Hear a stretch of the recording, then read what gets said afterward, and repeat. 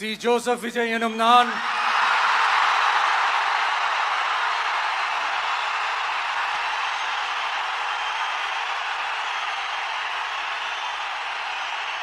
சட்டப்படி அமைக்கப்பெற்ற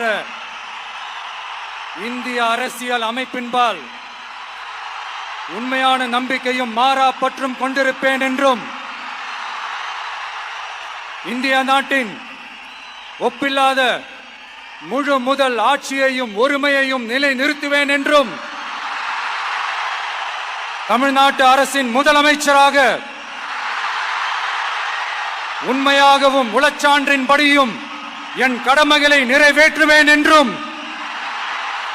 அரசியல் அமைப்பிற்கும் சட்டத்திற்கும் இணங்க அச்சமும் ஒருதலை சார்பும் இன்றி விருப்பு வெறுப்பை விலக்கி பலதரப்பட்ட மக்கள் அனைவருக்கும் நேர்மையானதை செய்வேன் என்றும் ஆண்டவன் மீது ஆணையிட்டு உறுதிமொழிகிறேன்.